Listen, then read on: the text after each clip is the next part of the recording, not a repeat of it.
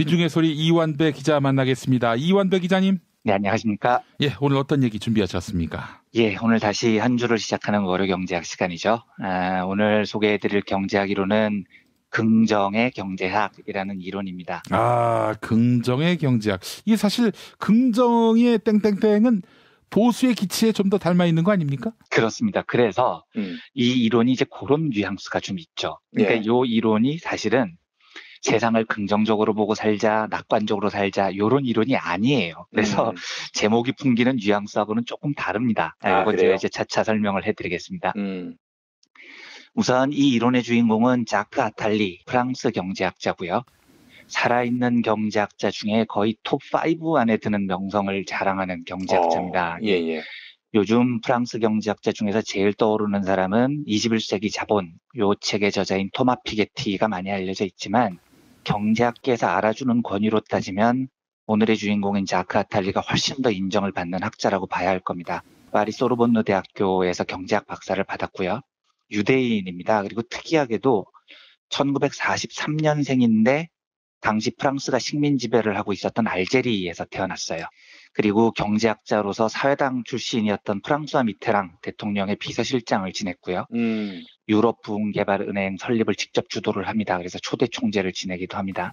그런데 이 아탈리가 쓴 책을 보면 한 50권이 넘어요. 책을 굉장히 많이 썼는데 경제학자의 범주를 훨씬 넘어서는 저술 활동이 펼쳐집니다. 그러니까 제가 지난주에 소개해드렸던 찰스 아이젠슈타인, 그 선물의 경제학의 창시자죠. 이 아이젠슈타인은 경제학자가 아닙니다. 그런데 인간과 세상에 대해서 오래 고민을 해보니까 아이젠슈타인이 도달한 곳은 경제학이 된 거죠. 반면에 오늘 소개해드리는 자크 아탈리는 경제학자예요. 그런데 이 사람도 인간과 세상에 대해서 오랜 고민을 해보니까 도달한 곳이 인문학에 가깝습니다. 그래서 아탈리 책을 보면 막 공자도 나오고요, 맹자도 나오고요. 네, 굉장히 인문학 쪽에 가깝게 다가간 경제학자입니다. 그래서 저는 여담이지만 이런 생각이 들어요. 그러니까 사상의 깊이가 일정 수준 위로 넘어선 위대한 학자들을 보면 경제학이라는 학문을 숫자를 다루는 과학 이렇게 생각하지 않더라고요. 그러니까 경제학은 곧 인간의 삶에 대한 학문이 돼버리더라고요. 대학자들일수록 경제학과 인문학의 경계가 무너져 버립니다. 그러니까 그게 결국은 사람의 삶에 대한 연구라는 뜻이겠죠. 그래서 경제학자가 아닌 아이젠슈타인이 경제학 영역으로 넘어오는 걸 보나 경제학자의 나탈리가 인문학 영역으로 넘어가는 모습이 우리 경제학이 숫자가 아니고요. 사람에 더 집중해야 된다 이런 걸 반증하는 모습이라는 생각이 듭니다. 나탈리는 워낙 통찰력이 뛰어난 대학자여서 세계적인 이슈가 있으면 뭐 경제뿐 아니고요. 정치, 국제 문제까지 하여튼 큰 문제가 생기면 전 세계 언론이 아탈리의 말을 들으려고 합니다. 그래서 이 똑똑한 걸로 지도자를 뽑는다면 아탈리가 세계를 지배해야 된다 이런 말까지 있어요. 그러니까 세계에서 제일 똑똑한 사람이라는 거죠. 예, 엘빈 토플러 같은 사람이 이 시대의 최고 지성이다라고 인정을 한 학자이기도 합니다. 저는 이 정도로 자크 아탈리에 대한 소개를 마치고요. 아탈리의 긍정경제학 개념을 살펴보기 전에 다른 경제학자의 흥미로운 연구 하나만 소개를 하고 시작을 하겠습니다. 이 연구는 요하네스 발라허라는 경제학자의 연구인데요. 경제학이 깔고 앉은 행복이라는 책에 나오는 대목입니다. 서로 다른 두 개의 세계가 있다고 가정을 해보겠습니다. 청취자 여러분들께서도 이 두 개의 세상을 상상을 해보시고요. 어느 세상에 사는 게 내가 행복할지 한번 이제 실험에 참여를 한다는 생각으로 들어주셨으면 좋겠습니다. 첫 번째 세계는요. 이 세계에서는 나의 연간 소득이 5천만 원이에요. 그런데 사회 전체의 평균 소득은 2,500만 원입니다. 그러니까 내 소득이 사회의 평균 소득보다 2배나 되죠. 요게 1번 세상입니다. 두 번째 세계, 여기에서는요. 나의 연간 소득이 1억 원입니다. 아까보다 2배나 많죠. 그런데 사회 전체의 평균 소득은 2억 원입니다. 나도 많이 벌지만 주변에 비해서 내 소득은 절반밖에 되지 않죠. 자, 이런 두 개의 세상이 있을 때 정치자 여러분들께서는 어떤 세상에서 사시는 게 좋으시겠습니까? 이게 의외로 주변에 물어보면 답이 굉장히 갈립니다. 야, 그래도 1억 원 버는 게 낫지. 이렇게 답하는 사람도 있어요. 그런데 의외로 5천만 원 벌어도 내가 좀 다른 사람에 비해서 잘 사는 것처럼 보이는 세상에서 살고 싶어 라고 답하는 사람도 꽤 나옵니다. 그러니까 실제로 이 실험을 하버드 대학교 의과대학 학생들에게 해봤더니 대답이 거의 50대 50으로 나뉩니다. 그러니까 의외로 1억 원이 아니라 5천만 원만 받아도 내가 다른 사람들보다 소득이 많은 곳에서 살고 싶어 라고 생각하는 사람이 절반이나 된다는 거예요. 그러니까 이 말은 내가 얼마를 버느냐라는 절대적인 부의 규모도 중요하지만요. 소득 불평등에 신경을 쓰는 사람들이 상당히 많다는 이야기입니다. 그러니까 네. 내가 상대적으로 더 잘 사는 게 더 중요한 사람도 절반이나 된다는 거죠. 이번에는 비슷하지만 다른 두 번째 실험을 해보겠습니다. 이번에도 역시 서로 다른 두 개의 세계가 있습니다. 첫 번째 세계, 여기에서는요. 내가 1년에 얻을 수 있는 휴가가 2주일이에요. 그런데 사회적으로 평균 휴가의 기간은 1주일입니다. 내가 다른 사람에 비해서 휴가가 2배나 많아요. 두 번째 세상. 이 세상에서는 내가 받는 휴가가 4주일입니다. 아까보다 2배나 길죠. 그런데 사회 평균 휴가는 8주일이 됩니다. 나도 휴가를 많이 받지만 내 휴가 기간은 사회 평균의 절반밖에 안 되는 거죠. 요럴 때는 정치자 여러분들께서는 어떤 세계에서 살고 싶으십니까? 아까 소득하고 비슷한 구조의 질문인 것 같은데요. 이 실험에서는 결과가 굉장히 다르게 나옵니다. 아까는 1억 원을 포기해도 좋으니 5천만 원 받아도 좋으니 내가 남들보다 잘 사는 세상에서 살고 싶어 라고 답한 사람이 절반이나 됐다고 말씀을 드렸죠. 그런데 이걸 휴가로 바꾸잖아요. 무려 80% 이상이 두 번째 세계를 선택합니다. 즉 남들이 8주 휴가를 받건 말건 내가 4주 받는 게 좋아. 그러니까 남들이 푹 쉬는 건 별로 질투가 느껴지지 않고 내가 2주 쉬는 것보다 4주 쉬는 게 당연히 더 좋지. 이렇게 선택을 하는 겁니다. 이게 무슨 뜻이냐면요. 돈은 내가 상대보다 못 벌면 내가 불행해져요. 상대평가입니다. 남들이 나보다 부자면 이게 나의 불행의 요소가 돼요. 그런데 휴가는요. 이게 휴식, 행복, 여유로움 이런 거죠. 이런 건 질투를 유발하지 않는다는 겁니다. 이건 남들이 2배나 더 많은 휴가를 즐겨도 충분히 용인해 줄 수 있고 축복해 줄 수 있어요. 그리고 내 휴가는 총량이 많을수록 무조건 좋은 거죠. 이 두 실험이 말하는 건 사람은 돈과 행복을 대하는 데 결정적인 차이가 있다는 겁니다. 내 주변 사람들이 돈을 많이 벌면 나는 상대적으로 소외됩니다. 불행하다고 느끼죠. 그런데 내 주변 사람들이 잘 쉬고 행복한 건 질투의 대상이 되지 않아요. 오히려 축복의 대상이 됩니다. 그래서 이 이론을 발표한 요하네스 발라어, 독일 미넨대학교 교수인데요. 이 사람의 주장은 뭐냐면 과도한 돈에 대한 추구는 결국 사람의 행복을 침해한다는 겁니다. 질투도 유발하고요. 사회 전체적인 행복의 정도는 사회가 가진 돈의 합계가 아니라는 거예요. 그 행복을 어떻게 잘 나누느냐에 따라서 달라진다는 겁니다. 그러니까 요까지만 요 두 실험을 기억해 주시고요. 오늘의 주제인 자크 아탈리의 긍정경제학으로 돌아와 보겠습니다. 아탈리는 긍정경제라는 것을 뭐 긍정적으로 살자 이런 뜻이 아니고요. 자본주의의 대안으로 봅니다. 이 말은 지금 자본주의가 뭔가 심각한 문제가 있다는 뜻이겠죠. 그러니까 대안을 찾자는 겁니다. 어떤 문제가 있느냐. 여기서 아탈리의 놀라운 통찰이 등장을 하는데요. 말이 조금 어렵게 들리실 수도 있는데 장기와 단기의 갈등 이렇게 이야기를 합니다. 그러니까 자본주의가 장기적인 비전을 고려하지 않고 오직 단기적인 이익을 쫓기 때문에 그러니까 단기적인 성과와 성공지상주의를 따르기 때문에 자본주의가 근본적인 문제가 있다 이렇게 보는 시각이에요. 이게 무슨 말이냐면 제가 자주 말씀드리지만 현대 주류경제학의 뿌리는 호모 에코노미쿠스 나의 이익을 극대화하는 것을 추구하는 모형입니다. 그래서 그 말에 따르면 우리는 매일 나를 위해서 삽니다. 자본주의는 우리를 극도의 개인주의로 몰아넣죠. 남이나 이웃 이런 거 다 필요 없습니다. 나에게 이익이 되면 뭐든지 할 수 있어. 이게 인간이라고 자본주의 주류경제학이 가르쳐온 거죠.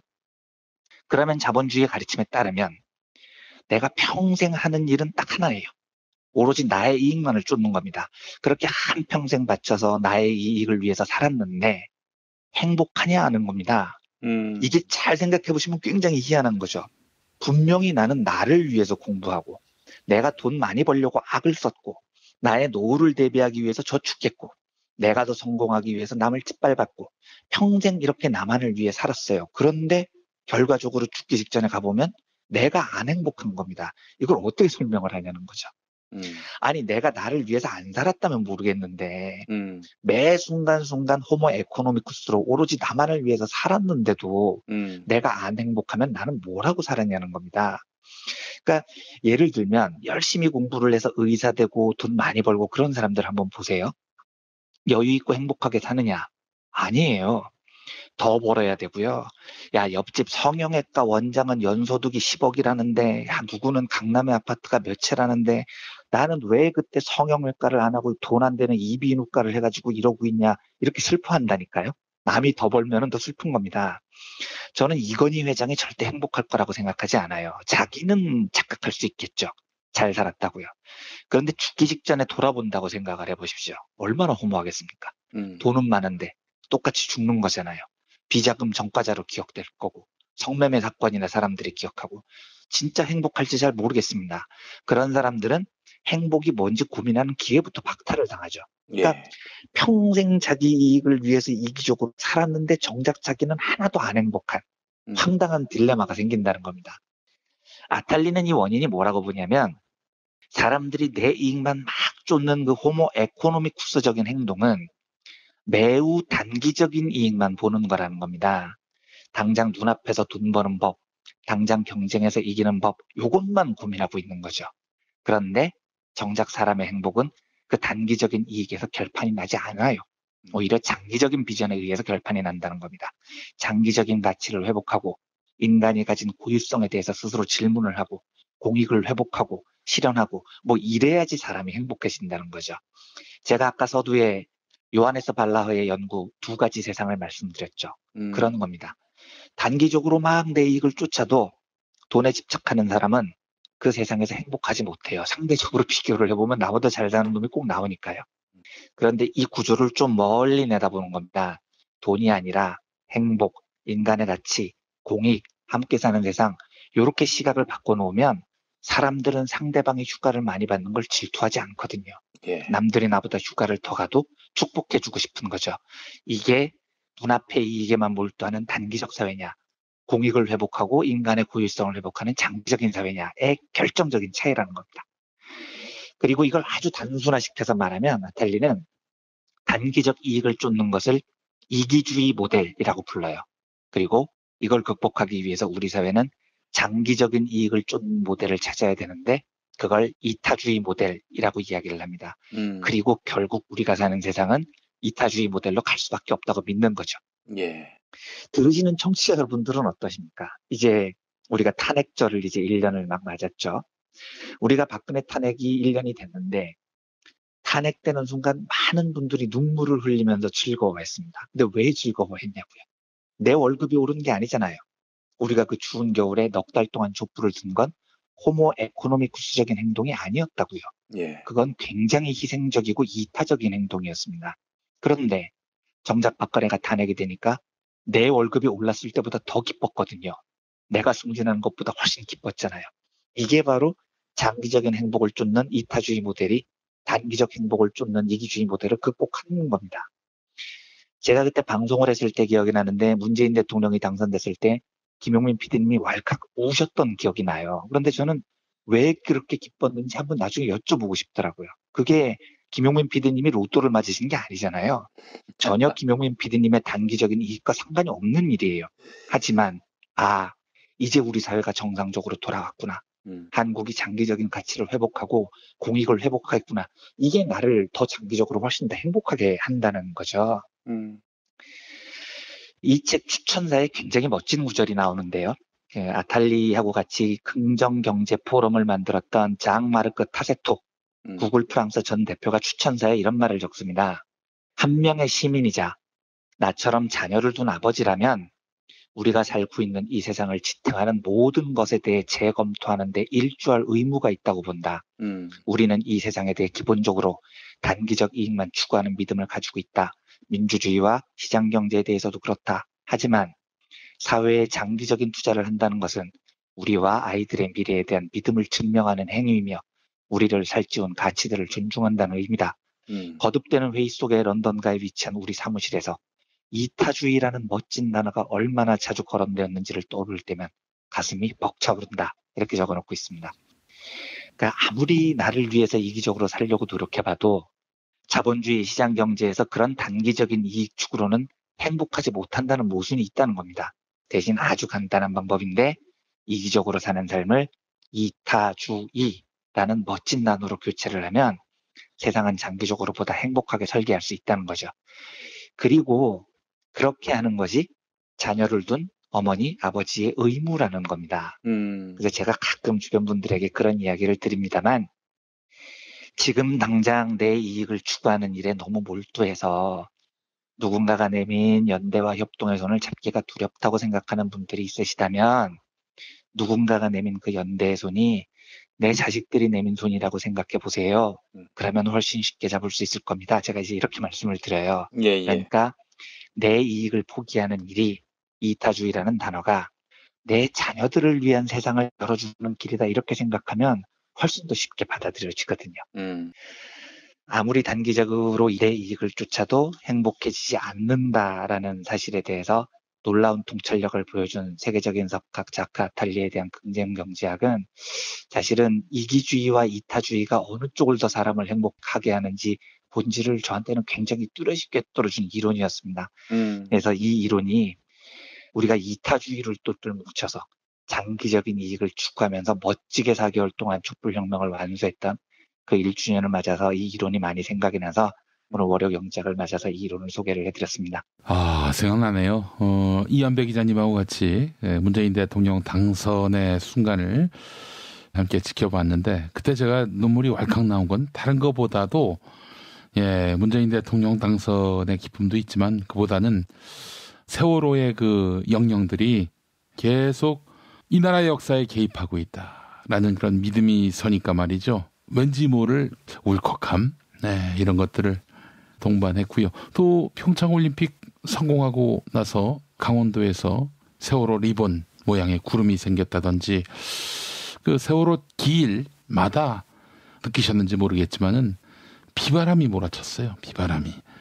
전 그때마다 이 원원들이 지금 자신들의 그 안타까운 죽음의 시간들을 사람들에게 알리고 있구나 하는 그런 생각이 드니까 마음속에서 울컥하고 치솟는 거예요, 뭔가가. 그래서 그랬습니다.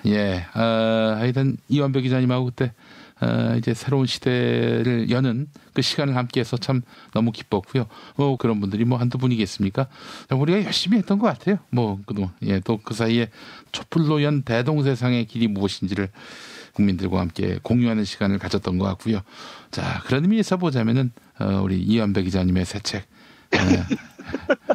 기념품으로 하나 갖고 있어도 좋지 않겠나 하는 생각을 해봤습니다. 감사합니다. 언급해 주셔서 한 번만 제가 허락을 해주시면 내일쯤 그냥 여러 여담을 한번 드리고 이제 이 책 소개는 그만하려고 하는데요. 누구 마음대로. 그렇군요. 제가 진행자가 아니군요. 그렇습니다. 네. 얘기하기 싫으면 그냥 입 닫고 계세요. 난 계속 얘기할 테니까. 이완배 기자님이 내신 이게 상권이 절판됐다고 했을 때 많은 분들이 안타까워했는데 이번에 상권 다시 나왔고요. 하권 또 신간이 나왔습니다. 한국재벌 흑역사.